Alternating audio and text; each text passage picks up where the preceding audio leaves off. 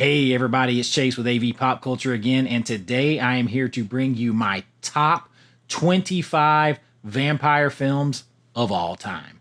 So get ready to sink your teeth into this list and pop that tape in. I got you. Let's go do this.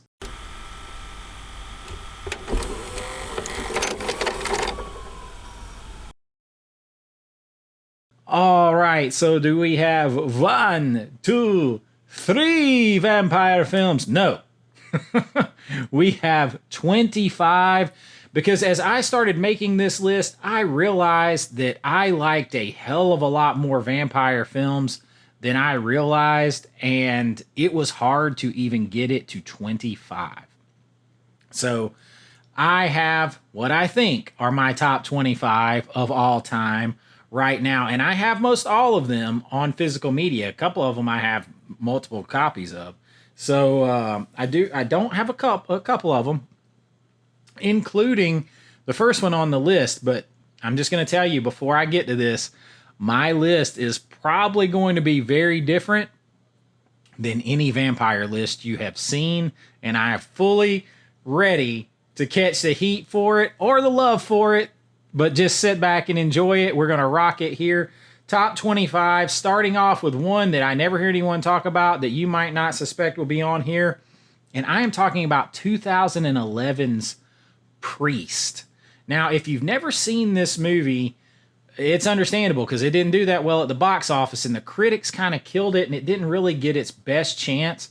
This movie has a crazy good cast. It stars Paul Bettany, Carl Urban, Christopher Plummer is in this movie, Maggie Q's in this movie, Cam Gindet, I can never say that guy's last name, Lily Collins. This has a big cast, and what it is it's a it's kind of like in the future a little bit, and it's a society that's sort of ravaged by just years and years, like centuries of war between humans and vampires, and there is a legendary warrior priest who's played by Paul Bettany, and he and like all the people who are safe in these societies, they live in enclosed cities that are ruled by the church. So he is like a famous warrior priest, and he actually breaks his sacred vows with the church as a warrior when his I think it's his niece is kidnapped by a pack of vampires, and he goes outside the city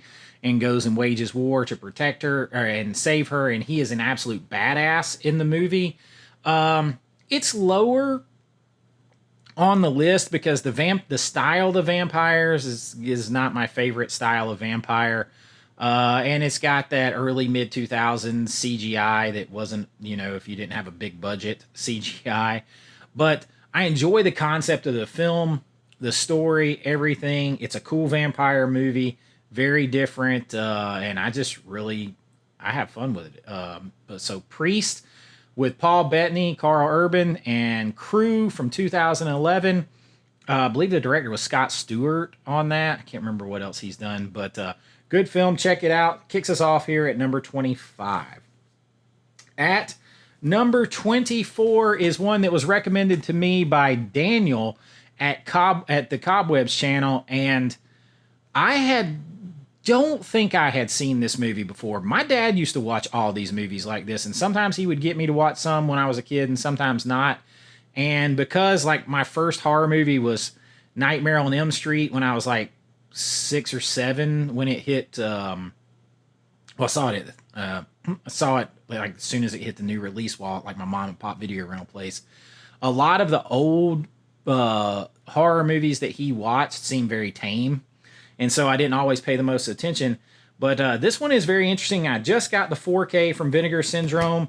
This is The Werewolf versus the Vampire Woman. This Paul Naschy wrote it. Paul Naschy stars, and basically they accidentally wake up a vampire mistress in this, and I just watched this recently, like for remembering for the first time, and I remembered somewhat seeing it because there was a one of the characters is named Elvira, and I swear I remember my dad talking about that, but because we were so into Elvira. But they wake up this bloodthirsty vampire, and Paul Naschy has to like become the werewolf to fight her. It's a good movie. I can't wait to like watch it again because I was having to like watch it for like review purposes, if that makes sense, and rather than just watch for the enjoyment. So I'm going to take another watch of this, and it could move up higher on my list because I really did have a lot of fun with Werewolf vs. the Vampire Woman. That's from 1971. All right, coming up is definitely the oldest film on this list. It's 102 years old. It's 1922's Nosferatu, and I just picked up this new scan by Kino Lorber, and is actually really good. And I just remember growing up, I remember being a kid, like, and watching this movie, and you did not need sound or anything when Max Schreck like raises up, and just the way he was creepy and scary as a vampire. I mean, there are people that actually believed he was a real vampire. He did this so well. And like, I mean, he is still scary. I cannot wait to see the new Nosferatu movie that comes out this year. Cannot wait. I've got massively high hopes for that movie. I am so anticipating that. But Nosferatu, it's lower, I mean, because it's a classic, but I mean, let's be honest, I'm not going to watch this movie like all the time, over and over and over and over again. And that kind of rewatchability and my eagerness to rewatch kind of affects my list a little bit. But classic has to be on my top 25. All right, coming in at number 22. This one nobody ever talks about. I'm probably going to catch shit for this one. I don't even really have I bought this when a Blockbuster Video was going out of business. This is 2000's Dracula 2000. And I have this old, like, it looks like somebody stepped on it, ran it through the mud puddle. I don't even keep this with my other movies, but I do actually have a physical copy of this. This movie actually has a good cast. Gerard Butler plays Dracula in this, and you've got like Omar Epps in here. Who else is it? Christopher Plummer is in this too, I think. And what stands this movie out to me is the concept of where Dracula came from. And the sort of idea of where Dracula came from is he's Judas, and his forever punishment of betraying Jesus Christ is to walk forever having to live off the blood of the innocent, because he turned over the blood of the innocent. And like in this story, Dracula is affected by silver because he was paid his 30 pieces of silver for betraying Jesus and all that kind of stuff. And so he can never die. It's like his eternal punishment. Holy man, but like, yes, they kind of blow it a little bit, but I still really enjoy this movie because I think that concept has amazing potential. I never hear anybody talk about Dracula 2000, and I really do enjoy the movie. So it comes in for me at number 22. From 21, at number 21 is one you're going to be shocked that I don't have, but keep in mind, I am rebuilding my collection, and I'm not just going out and buying a random 4K or a random Blu-ray. I'm waiting on like definitive versions or collectible versions of my films, of my favorite films. So not just grabbing titles. So that's why I don't have this one anymore. This is 1996's From Dusk Till Dawn. And some of you I know are going to be surprised that, man, that is 21. Why is that so low on his list? I'm not a big fan of the way the vampires look in this. They're like squishy skin, easily killed. They're kind of weird looking to me. The first half of the movie is not really a vampire movie. So you got, this is written by Quentin Tarantino, and then he stars in the movie. And then you have Robert Rodriguez directing him, so it like becomes a vampire movie, and I enjoy it. I enjoy it. I wish the vampires were more realistic, better. It's just that it turns campy a little bit for me, but I still have fun with the movie. You can tell Quentin Tarantino wrote it. You can tell Robert Rodriguez directed it 100%. And it's got a great cast. George Clooney is awesome in it. Tattoo that he had, man, I was obsessed with that tattoo. Coolest tattoo ever. They barely even show. I have no tattoos, but I thought it was cool. So From Dusk Till Dawn comes in for me at number 21 on my list. We are at the top 20. And another one, a lot of you are going to be surprised is this low, but I am talking about Interview with the Vampire from 1994. Of course, this is Anne Rice's novel, come to life. You've got Brad Pitt, you've got Tom Cruise, you've got Kirsten Dunst, who, in my opinion, steals the show in this. But it is a good movie. It's a little too melodramatic and like there's like too much like fanciful, lovey vampire romanticism in it. Just like too much. It's overkill for me. But I actually like Tom Cruise better than Brad Pitt in this, and because I think he's fun, evil, and Brad Pitt's just too brooding and whiny for me in this, and Kirsten Dunst is amazing. But it is a good movie. It comes in at number 20 for me, the Anne Rice adaptation, Interview with a Vampire. All right. Number 19 is one that I'm waiting to get from Severin. I picked it up on this most recent sale. I am talking about Blood for Dracula, 1971, or 74. 1974's Blood for Dracula. This is a Paul Morrissey film. This guy also, and it stars Udo Kier as Dracula. And Udo Kier like pops up in a lot of Dracula and like horror type vampire movies. He always has. And he also did Flesh for Frankenstein. And this with Paul Morrissey in this movie is like, there's like a version of this, like sometimes referred to as Andy Warhol's Dracula. And I can't really figure out why. I think there's like there's a different, longer unrated cut. I thought there's an unrated cut the unrated cut is included on Severin's film, but maybe not. But I don't know how Andy Warhol is involved in that. I can't really figure it out clearly. But this is about Dracula dying, and he's becoming weaker because he doesn't have virgin blood. And if you want like sexuality and nudity and like crazy acting from Udo Kier and stuff like that, this is it. Is a very different Dracula movie, but I mean it's just like so out there, man. It has to be on the list. So it comes in, Blood for Dracula, for me at number 19. All right, number 18, moving right along, 1970s Count Dracula with Christopher Lee. Man, I just got this set not long ago. Of course, I've seen this movie. I haven't even opened the 4K yet. I can't wait to watch it on 4K. I've seen this, multiple times. But I think it's a pretty good and retelling. I like Christopher Lee pretty much in all of the times that he played Dracula and stuff.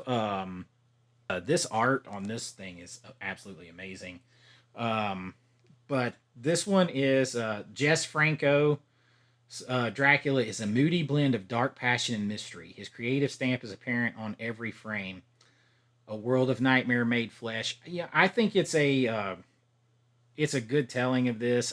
Christopher Lee doesn't like even talk that much in it. I mean, he's being chased through by Van Helsing and I mean, it's your Count Dracula story. Klaus Kinski is in this, and I mean, it's a classic.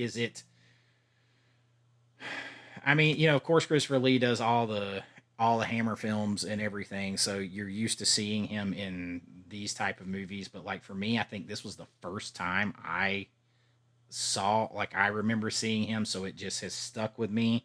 So I know there's like others, like I think there's probably other Dracula films from around this time, or vampire films after, or even ones that he's been in. I'm trying to think of the name of the other one that might be better, but this is the one that stuck with me because it's the first one I remember seeing. So I have Count Dracula, Christopher Lee, 1970, coming in at number 18. All right. At number 17 is the all-time classic, the one that you could say started them all, except for Nosferatu, which was a really unauthorized telling of Dracula.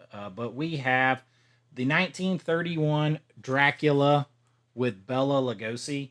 I have it in this Universal Monsters 4K pack here. I mean, it's classic Bela Lugosi. It's, I mean, I'm sure for the time it was scary, but like, now, like, there was an old commercial in the 80s where he was on there with Count Chocula on the cereal, and I remember seeing him there. And I mean, this is the classic story of Dracula, and Bela Lugosi is iconic. It has to be on any vampire list, and it comes in for me at number 17. Looks fantastic in 4K with the high dynamic range in the black and whites. All right, number 16 is one that I don't have, but man, if you like some eroticism, like if you like some nudity and you like your Dracula, or not your Dracula, your vampire films artsy and things like that, you're going to want to check out number 16 from 1971, Daughters of Darkness. I've seen this movie several times. I actually just watched it again, getting ready for this and listened to Joe Bob Briggs talk about this film. And, he talks about how artsy it is. And it is like, but from the very beginning, like when it starts, like people are having sex and like, like it just starts that way. They're on a train and you just kind of thrown into it. And this couple goes to this hotel, which actually is still a hotel that you can go to. They meet this, this woman who is a vampire, and she tells them that, her secret to her beauty is a very strict diet and lots of sleep, which is pretty good. But these people have this weird relationship. There's some weird, like, rough sex. There's some weird stuff in it. Like, he tells her, "You don't love me, I don't love you, we're perfect for each other." They're very weird. And by, like, at a certain point in there, you start to wonder who's in more trouble and who's more weird, the vampire or the couple. But it is a very interesting film, and one that I want to get it on 4K and see it. Beautiful actresses, like, just mesmerizing in this thing. And it has to be included on the list. It's a very different type of vampire film for sure. But for me, it comes in at number 16. All right, that brings us to our top 15. And you want to talk different vampire films. How about one that, like, basically bankrupted a company, but is a vampire film, but isn't a vampire film? But I consider it, most people consider it a vampire film. The director considered it a vampire film. Man, I actually would, if this was like a straight up vampire film for me, it would be even higher. I'm talking about Lifeforce. 1985, Tobe Hooper. Mathilda May is a space vampire, and like these space vampires are found and they're brought back to London, and they're not like they're not living off of blood, but they're vampires because they're still living off of people's life forces. They're draining their life forces to live and stay young and all that kind of, just live. So that technically makes you a vampire. And it has very like old horror movie, like even Hammer film vibes with all the British people. It takes place in London and they're very matter of fact about stuff. And I don't know, like I remember, like, this came out in 85. I saw it when I was a kid. I remember me and my brother getting it, and because she was like Mathilda May's like naked so much, and we were like, woohoo! But I've watched it a few times since then, and it's like, man, this is actually a really good movie. Like, it's weird, but I don't know why it flopped so bad. People just weren't ready for it. I think it would probably kick ass now. I really enjoy it. I'm picking up the 4K from Scream Factory. The uncut version, the director's cut, is the one you want to go with. I know they don't have that on 4K. I know it's just the HD version on there. I don't care. I want it. I want the whole thing. And it is very good. Comes in at number 15 for me. Number 14 is one that is kind of a comedy. I don't care. I have seen this movie so many times. I am talking about 1985's Once Bitten, starring Jim Carrey and Lauren Hutton. Oh man, as a kid, I'm probably 7 when this hit the video store, something like that. Um, I watched this movie to death. Jim Carrey, it's like a high school comedy.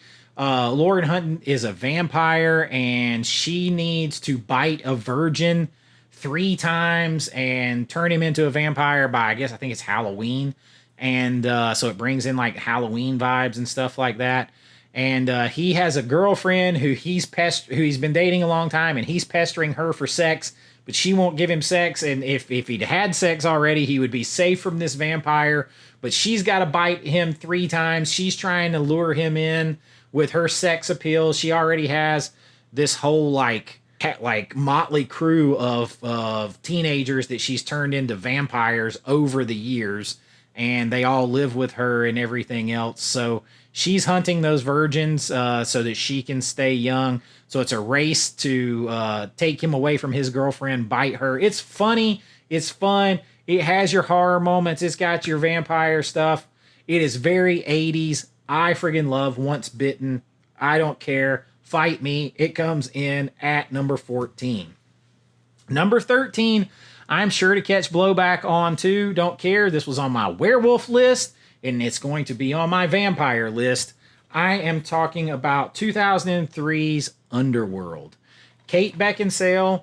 This is all vampires versus werewolves. She is awesome. Looks great as a vampire. The head vampires in this are pretty tough. The vampires are badass. It's a cool like war between vampires and werewolves that is raging on, and I'm sure you know the story of Underworld. Super cool. Kate Beckinsale is great in this. I think they intended for Scott Speedman to like kind of take this over somewhat because it's about him being half vampire, half werewolf, or half lichen, and Kate Beckinsale just overpowers the movie and as the vampire, and she totally rocks. And Underworld, I love it. Don't care. It's on my list at number 13. At number 12, I have it written wrong here. At number 12, I have 1992's Innocent Blood. This is a John Landis directed movie, and man, I remember seeing this movie and thinking, oh man, that's like super cool. Like this vampire is she won't bite innocent blood. She will only bite bad guys, basically. So like as a kid, like watching it and like, oh man, you're convincing yourself she's a good vampire and stuff like that.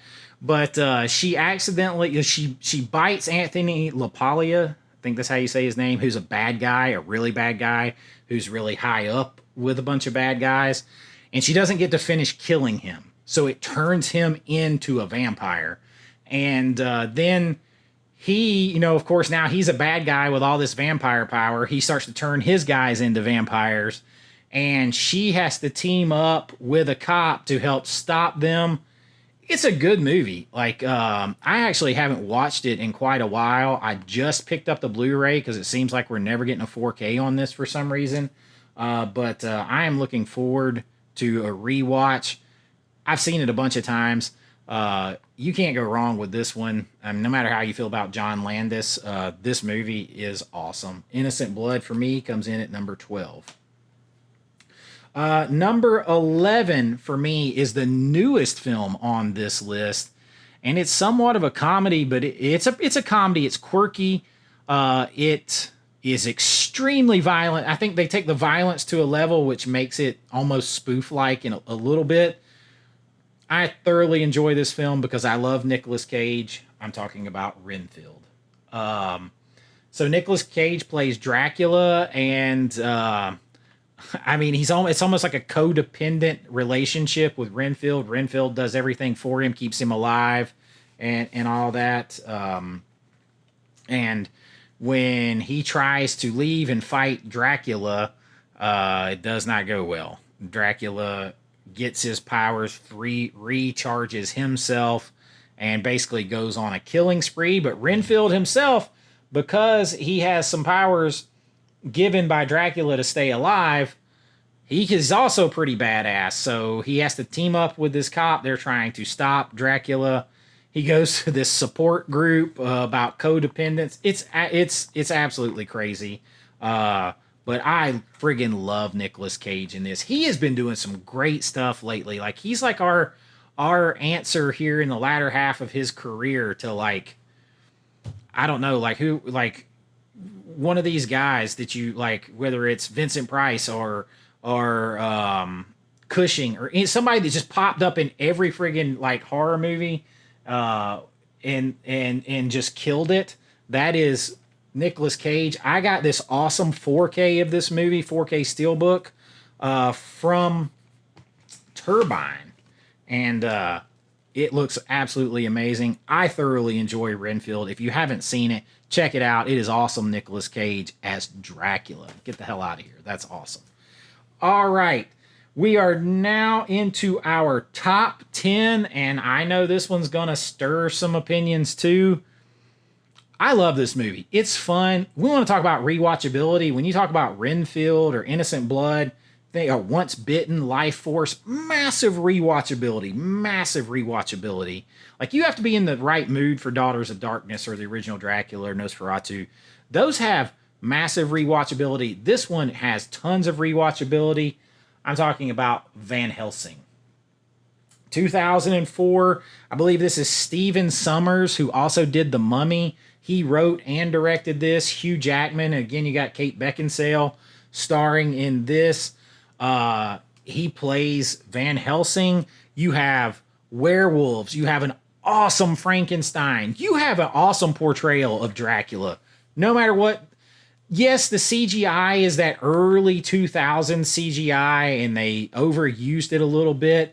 But when they're not using it, like the brides of Dracula in this are beautiful, but damn menacing and evil. Dracula himself is so like bombastic, and he's so over the top, you believe it, if that makes sense. It's like if they tell you that the easiest lie to believe is the biggest lie. The bigger the lie is, the easier it is to believe. That's how con men work. He totally sells that. The bigger he goes, the more I believe it. I could watch this movie again and again and again and again and again and again. It just brings those old Universal vibes to me. So I was in my like mid 20s or so when this came out. I love it. It's like a update. It introduced other people to these. Great twist at the end. Hugh Jackman is great. What do you want? It is a fun ride. Great atmosphere with the old towns and everything.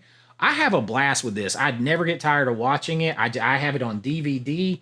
I just picked up the 4K. I would love a big set of this. They'd get me to triple dip if they put out a big set of this. That's how much I have fun with Van Helsing. So it comes in at number 10.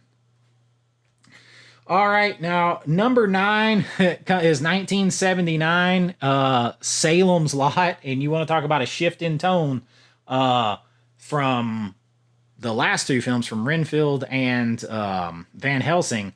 This thing scared the ever-loving shit out of me as a kid, because I've talked about it before, where the kid floats up outside the window in the fog, and the vampire and the glowing eyes just right.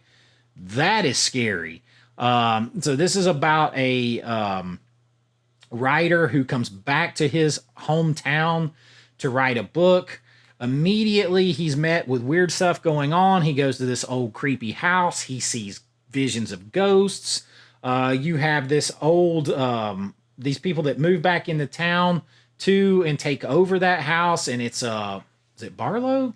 I've seen this movie so many times, and the book is fantastic. And if there's one complaint about the movie, it's maybe it's too faithful to the book, that there's maybe some stuff they could have cut out, but it all works together to immerse you in the atmosphere, where it feels like this town is like stuck in this other dimension that you can't get out of. And it feels like you can't even just simply go to the next town for help. That as more and more people are turned into vampires, and like the walls are closing in on you and there's no way out, that like this is perfectly normal of what's happening here, and you can't get out of it. And it is very scary. It says one of the last truly great gothic vampire films. I mean, it's pretty damn good. You got Toby Hooper on a Stephen King story here. I recommend getting the book on Audible and listening to it and then rewatching it. Trust me, you'll love it even more if you do that. Salem's Lot comes in at number 9 for me. Number 8 is one that I am trying to find, and I don't understand why we don't have a 4K. The best Blu-ray versions of it come from overseas, and they're not cheap. And I am talking about Catherine Bigelow's Near Dark from 1987. This stars Bill Paxton and Adrian Pasdar. I think that's how you say his name. And Lance Henriksen is in this movie. This is like a road movie almost, like meets a vampire movie. Adrian Pasdar gets bitten by a vampire, almost said werewolf, by a vampire, and her and Bill Paxton and this kid who's a vampire and Lance Henriksen and like I guess his wife, they're basically like a family. They've created this family of vampires, and now that he's been bitten and she didn't kill him, Adrian Pasdar becomes a vampire, and they want to kill him to start with, but they try to integrate him into their family. But he's not down with killing everybody, and when his family comes to find him, he's certainly not down with killing his family. So he has to stand up and fight these vampires, and it is really good. I love Bill Paxton in this. Super underrated vampire movie, Near Dark. Super underrated. If you haven't seen it, check it out. It is totally worth your time. Give me a 4K. I am going to get that overseas media book, I guess, with the Blu-ray in it, because those look fantastic. But I really, really, really want a 4K of this. I'm shocked we don't have it yet. Somebody do it. But Near Dark comes in at number 8 for me. Number 7, and this is really high on my list, is John Carpenter's Vampires from 1998. There's actually several 1998, several 1985s. There's some good vampire years. A lot of people don't like this movie, and from John Carpenter. This movie's actually scary as hell to me. Like when you watch this movie now, Valak, who's like supposed to be the first vampire, that's played by Terry Silver. I did it again. It's not played by Terry Silver. It's the guy who plays Valak also plays Terry Silver in The Karate Kid, and that is Thomas Ian Griffith, and he is one of the most imposing, aggressive, mean, and absolutely terrifying single-minded vampires you're ever going to find on film. And you believe it. You believe he will hunt you down, kill you, end of story.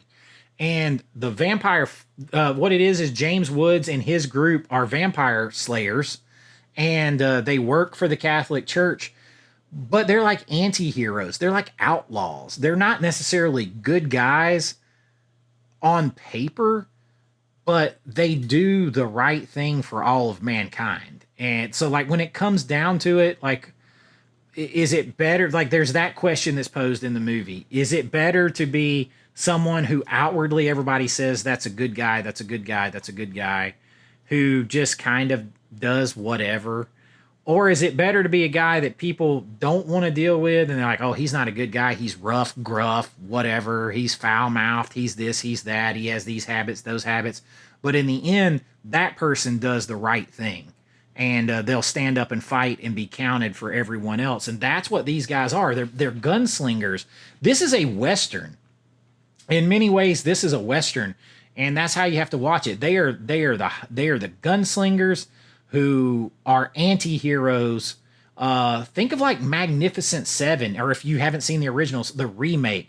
Like it's a motley crew of people put together who in the end, when it comes down to it, they're going to do the right thing. So they're hired by the Catholic Church. They hunt these vampires. James Woods is phenomenal in this. This is a really good movie. This is so underrated, and talk about something that needs a 4K. We need all of Carpenter stuff on 4K, except for maybe The Ward. I don't necessarily need that. But vampires, John Carpenter's vampires, tons of rewatchability. I've been talking myself into watching it again here in the next day or so. Check it out. It comes in at number 7 for me. At number 6, another one from 1998 is Blade. Now, of course, this is the Marvel character Blade, who is the Daywalker. He is basically half vampire, half human. His mother was bitten by a vampire as she was going into labor, so he has all of the strengths of vampires, really, and none of their weaknesses. But he does have to take a serum to keep him from, like, going all the way and, you know, being a vampire. So what does he do? He stops the spread of vampires. He hunts vampires and kills them. This is like the movie that saved without this movie, no Marvel movie exists, probably. And this went back a long time ago. This was like right after I graduated high school, and this was amazing. And I still there's a 4K coming out from Zavi putting this out, I believe. I'm getting the 4K steelbook on this because I don't have any of these on 4K. And I actually enjoy all 3 of these movies. I don't care what anybody says. And the secret sauce in this, though, is Chris Christopherson as Whistler. I think he somewhat steals every scene that he's in this movie. Just absolutely playing that, like, Alfred / Van Helsing character there. Absolutely awesome. I love Blade. All right, top 5. I am going off the reservation here for a lot of you for this high of a ranking, but number 5 for me, Christy Swanson stars, Joss Whedon writes. Before the TV show, there was Buffy the Vampire Slayer, the movie. And yes, it's a horror comedy. You got Rutger Hauer in this as a vampire. You have Pee Wee Herman, Paul Rubens as his main henchman as a vampire. They are awesome. You have Donald Sutherland playing the Watcher, which is eventually played by Anthony Stewart, a different character because he dies in this movie. Played by Anthony Stewart Head amazingly in the TV show. Buffy the Vampire Slayer. Man, this movie, Luke Perry, you know, amazing. We lost him way too early. You have David Arquette is in this movie. There's even like little cameo from Ben Affleck in this movie playing basketball. Like, this movie it's got everything you want. It's got good vampires. It's got good vampire lore.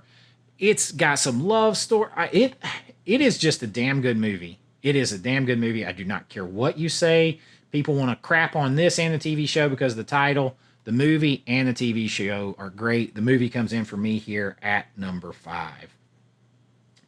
At number 4 is the last one that I don't have, and I've talked about this before. I am talking about 2000's Shadow of the Vampire. And this is basically like a take on making the Nosferatu movie, essentially, is what they're doing. And Willem Dafoe plays in this as like the Count Orlok, I think it is. Is it Count Orlok? So meta. In the movie, John Malkovich is a director, and he knows this guy is a vampire, but he hires him to play an actor. He hires a vampire to play an actor playing a vampire. But then he starts to kill people on set as they're making this movie about him as a vampire. Willem Dafoe, and when I say Willem Dafoe is awesome in this, understand he was nominated for Best Supporting Actor Oscar in this movie. John Malkovich is great. Criminally underrated. I don't even think there's a Blu-ray of this. There's a DVD that exists out there. I think maybe somebody mentioned there might have been an old out-of-print Blu-ray from overseas or something. This is a movie that had Oscar nominations. We need this on a 4K, at the very least a wide-released Blu-ray. Shadow of the Vampire is absolutely phenomenal. If you have not seen it, watch it immediately. Comes in at number 4 for me. At number 3 is 1992's Francis Ford Coppola's classic, Dracula. Bram Stoker's Dracula. This 4K steelbook is awesome. Gary Oldman, fantastic as Dracula in this. Keanu Reeves, people give crap about the way he talks or his performance. I love Keanu. I do not care. This is so good. Even from the very first moments of this, when Gary Oldman loses his shit, basically, when his wife dies. This is such a good movie. Goes through so much vampire lore. It is beautiful to look at, even more beautiful in 4K. Francis Ford Coppola knocking it out of the park with this cast. I don't know what else you want from a vampire movie that this doesn't have. Bram Stoker's Dracula, top 3 for me all time. So you might say, what the hell are the last 2 left? Well, the last 2 left are a struggle for me to split up, but here we go. Number 2 for me is 1985's Fright Night. Fright Night. This is a cool aftermarket slipcase I got, or slip cover, with this beautiful 4K steelbook here. I remember seeing this movie. Tom Holland directed this, and of course, Chris Sarandon as the vampire in here is absolutely amazing. It's hard. This could have easily been number 1 for me. This movie, when I was a kid, this picture right here of her as a vampire is actually this right here. This picture scared the crap out of me. So I probably saw this in the mom and pop video rental store around 1986, 87 when it hit the stores. And that terrified me. This movie has changed for me over the years. It used to scare me to death, and now I see all the comedy in it too, and it's just so enjoyable.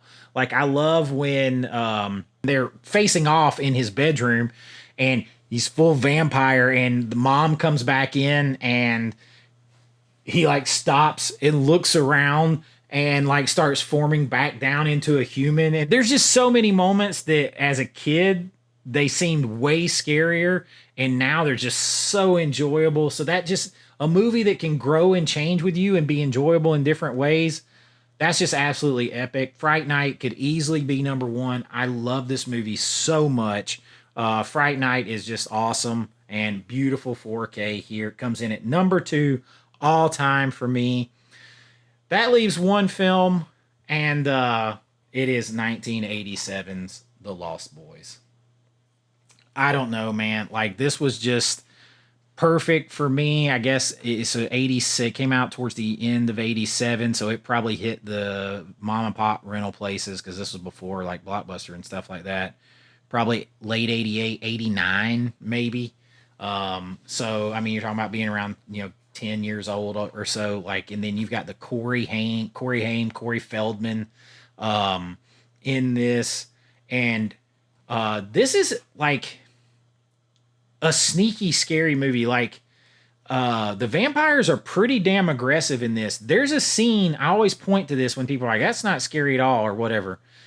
First of all, they scared me always because they could fly. Something about a vampire being able to fly always scared the crap out of me. There's a scene where they climb up in this tree and they watch the metalheads dancing around the fire, big bonfire or whatever, and they're trying to get Michael to feed, and they fly out of the tree and attack them, and it shows them biting the one guy's head and peeling it back, and they're just ripping these people apart, biting them, drinking their blood, ripping their bodies apart and throwing them on the bonfire. It is dark, man. That is dark. That is not comedy. That is not fun or lighthearted. This Joel Schumacher and Richard Donner. So with Schumacher, it can take a dark, twisted turn, and it 100% does. Kiefer Sutherland is one of the best movie vampires ever, in my opinion. And the end with the big fight through the house, I always think this would make a massively great haunted house at Halloween Horror Nights, because the way the end, or any haunted house, because the end of the movie takes place going room to room in a house fighting vampires. This movie is just 100% 80s, 100% vampire, 100% badass. It's number 1. Fright Night is 1A. There's so many good films on this list. There's so many that I left off. Twins of Evil is good. There's great other Hammer films. There's so many vampire films. It was hard to whittle it to 25, but I did. And Lost Boys is 1. Fright Night 2. Bram Stoker Dracula 3. Is there a way to fight me on that? Let me know your top 25. I know this is a long video. I hope you enjoyed it. Please like and subscribe if you did. Let me know all about it in the comments. What do you think? Consider joining the channel if you like this kind of content and all the stuff that I have. You can join down below or my Patreon. A couple dollars a month. You get your name on here. Special access to special videos, behind the scenes of my filmmaking and video making, all kinds of stuff. But you don't have to do any of that to hang around. Just like, subscribe, join the pop culture family. And until next time, be kind, rewind like always. This is Chase with AV Pop Culture, and I'll see you real soon.